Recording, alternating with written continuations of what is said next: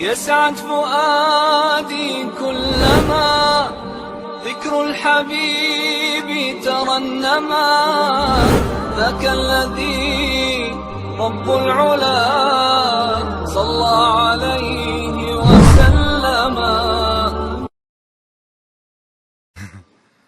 Mereka mencela Umar dan seluruh para sahabat, mereka cela.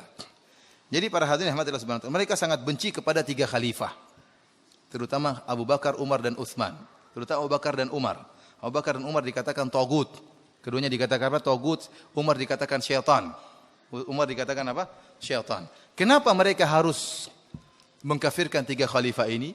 Saya katakan bahwasanya agamanya orang Syiah tidak mungkin berdiri kecuali para sahabat kafir.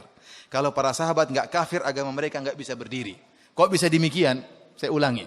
Orang Syiah itu agamanya enggak bisa berdiri kecuali para sahabat kafir. Kalau para sahabat enggak kafir, maka agama mereka tidak bisa berdiri. Kita orang Islam sebaliknya, agama kita enggak bisa berdiri kecuali para sahabat mulia. Kok bisa demikian? Karena agama kita dibangun di atas Al-Quran dan hadis.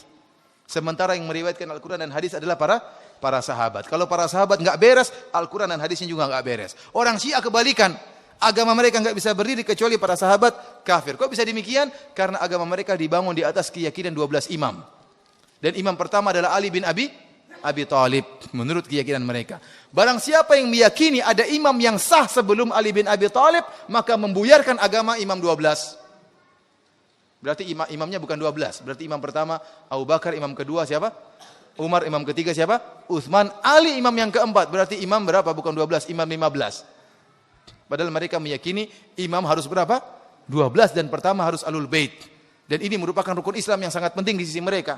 Nah, kalau ada orang meyakini ada imam yang sah sebelum Ali, maka akan menghancurkan agama mereka. Karenanya Abu Bakar harus kafir, Umar harus kafir, Utsman juga harus kafir, dan seluruh orang yang percaya mereka sebagai khalifah juga harus kafir. Karena kalau sampai Abu Bakar, Umar dan Utsman tidak kafir, dan kalau sampai kekhilafahan Abu Bakar itu sah, maka buyar agama mereka. Kalau sampai kekhilafahan Umar itu sah, buyar agama mereka. Kalau sampai Utsman itu khilafahnya sah, buyar agama mereka. Paham? Jadi saya katakan agama mereka itu harus para sahabat murtad. Kenapa? Para sahabat tatkala Nabi SAW meninggal, mereka kompak ijma mengangkat Abu Bakar sebagai khalifah. Dengan demikian mereka semua mengatakan Abu Bakar sebagai khilafah yang sah, berarti semuanya murtad tatkala itu. Makanya agama mereka isinya mencaci maki para sahabat. Karena kalau para sahabat enggak kafir, agama mereka buyar. Agama mereka buyar. Maka perkataan tentang mencaci maki Umar bukan cuma Umar saja. Abu Bakar, Umar, dan Utsman dan juga sahabat yang lainnya yang setuju dengan kekhilafahan tiga orang ini. Radhiyallahu ta'ala anhum ajma'in. Adapun Umar mereka gambarkan dengan ya gambaran-gambaran yang buruk. Bisa sampai jam berapa? Masih lama. Mereka berikan gambaran-gambaran yang buruk. Umar mereka katakan seperti kata mereka dalam buku mereka, Umar punya penyakit di duburnya. Tidak bisa sembuh kecuali bima'ir rijal. Jadi Umar itu disodomi katanya. Bayangkan Umar yang gagah perkasa jadi disodomi. Kurang ajar benar. Kurang ajar ya. Umar harusnya jagoan, setan aja takut, ini sekarang jadi bencong. Ya. Ini gimana orang-orang Syiah ini? Kacau. Kacau balau. Namun mereka bingung, ada kenyataan-kenyataan pahit yang tidak bisa mereka tolak. Dan mereka juga bingung. Dan mereka menyatakan kebingungan mereka. Sebagaimana Nikmatullah Al-Jazairi dalam kitabnya Al-Anwar Nu'maniyah bingung dengan suatu kasus yang terjadi. Apa yang dia bingung diantaranya? Kok Ali bin Abi Thalib menikahkan putrinya Ummu Kulsum dengan Umar? Sementara Umar bencong dan setan. Bingung dia. Ini kok bisa begini? Dan tertulis dalam buku-buku mereka, dalam kitab Al-Kafi termaksud tertulis masalah ini. Ali bin Abi Thalib menikahkan putrinya dengan Umar. Maka dia pun membuat jalan keluar. Kata dia, ada beberapa jalan keluar. Di antaranya, dia sebutkan 2 atau 3. Yang pertama, kata dia, Ali bin Abi Thalib terpaksa menikahkan putrinya dengan Umar. Kenapa? Umar datang, wahai Ali, kalau kau tidak nikahkan putrimu, mampus kau. Ya. Ali takut, jangan. Iya, ambil aja. Katanya.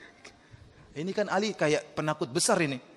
Padahal kenapa Ali masih takut sama Umar? Ali pengikutnya lebih banyak, Bani Hashim lebih banyak daripada kerabatnya Umar. Jadi Ali yang begitu hebat, yang begitu jagoan, yang rela tidur di kasurnya Nabi tatkala Nabi berhijrah, siap mati, ternyata takut sama Umar. Dan demikianlah Ali digambarkan selalu penakut karena mereka menghadapi kenyataan pahit yang tidak bisa mereka pungkiri. Katanya Ali takut. Akhirnya, ya udah ambil aja anakku daripada kita mampus, ambil. Ini. Yang kedua kata mereka, kata Ni'matullah Al-Jazairi, kenapa Ali menikahkan putrinya dengan Umar?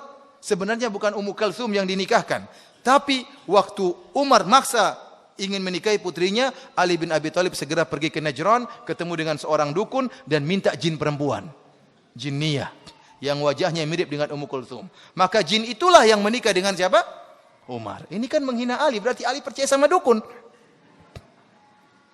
Kemudian yang kedua, bukan. Dari hasil ini, pertama Ali berarti percaya sama dukun. Bantahan yang kedua, kalau memang itu yang nikah dengan Umar adalah jin perempuan, kok punya anak namanya Zaid bin Umar?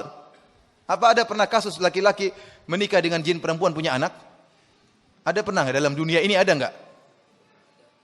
Nggak ada. Oleh karenanya, dan ini termaktub dalam buku-buku mereka, dalam kitab Al-Kafi disebutkan Zaid bin Umar.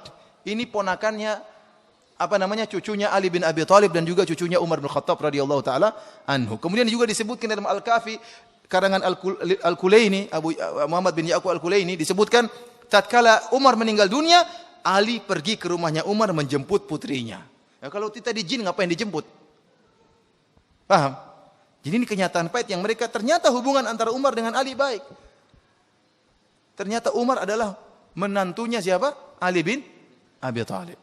Namun demikian Ali digambarkan penakut oleh mereka dan banyak penakutnya Ali. Pertama tadi anaknya mau diambil oleh seorang bencong, dia terpaksa kasih.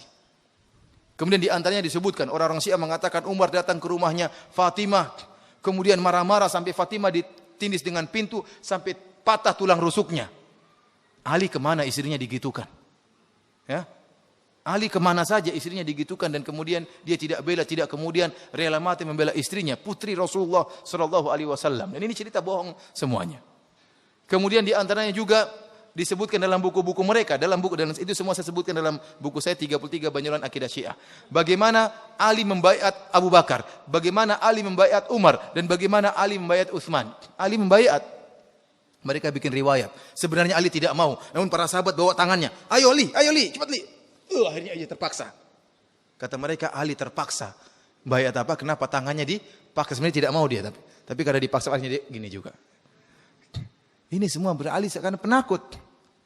Kemudian juga yang menakjubkan, Ali punya anak-anak dengan nama Abu Bakar, Umar dan Utsman. Ya ikhwan, kalau kita punya anak, masa kita kasih nama Josbus, kita kasih nama Fir'aun? Ya. Tidak mungkin. Kita akan kasih nama dengan nama orang-orang yang soleh. Kalau memang Abu Bakar dan Umar adalah taugut dan syaitan, masa Ali menamakan anak-anak mereka dengan nama tersebut? Kata orang Syiah, itu siasat dari Ali. Karena dia takut. Mana anaknya jadi korban? Oleh karenanya Ali yang pemberani digambarkan penakut oleh orang-orang Syiah. Dan demikianlah saya katakan agama mereka dibangun di atas mengkafirkan para sahabat.